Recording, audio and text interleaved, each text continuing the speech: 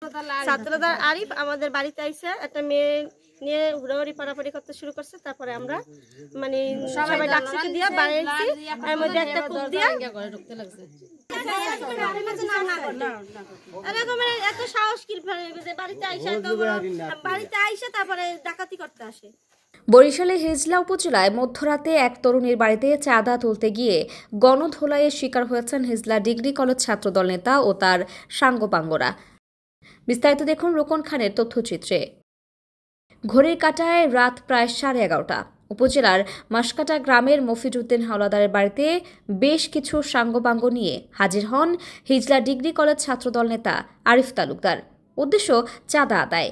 ওই তরুণী ও তার পরিবার চাঁদা দিতে অস্বীকৃতি জানালে তরুণীকে উঠিয়ে নিয়ে যাওয়া ও বাড়িঘরে হামলার চেষ্টা চালায় আরিফ ও তার সহযোগীরা।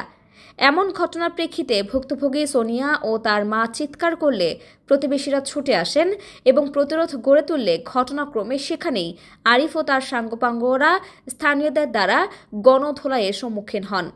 এ নিয়ে এলাকায় চাঞ্চল্যকর পরিস্থিতির সৃষ্টি হয়েছে। এক পর্যায়ে হিজলা থানা ভারপ্রাপ্ত কর্মকর্তা আবুল কালাম আজাদ এ খবর পেয়ে ঘটনাস্থলে উপস্থিত হন।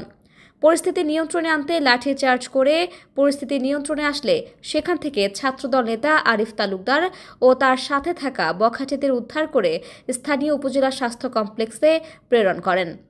স্থানীয় বরাতে জানা যায়, আরিফ ও তার সাঙ্গপাঙ্গরা ঘটনাস্থল ত্যাগ করার পূর্বে তাদের ব্যবহৃত 150 সিসি পালসার মোটর বাইকটি বিক্ষুব্ধ এলাকাবাসী জব্দ করে। উক্ত মোটরসাইকেলটি ছাত্রনেতা আরিফের মামা উদ্ধার করতে গেলে আরিফের মামাও গণধোলাইয়ের শিকার হন। সর্বশেষ জানা তথ্য অনুযায়ী বিষয়টি স্থানীয়ভাবে আলোচনার মাধ্যমে মীমাংসা করে গাড়িটি উদ্ধারের চেষ্টা চলছে। এ নিয়ে ওই এলাকার বিক্ষুব্ধ এলাকাবাসী ছাত্রনেতা আরিফের বিচারের দাবিতে ঝটিকা মিছিল বের করেন এবং এমন ঘটনার তীব্র নিন্দা জানান।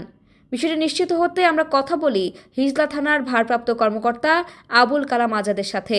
তিনি বলেন, বিষয়টি ইতিমধ্যে মীমাংসা করা হয়েছে।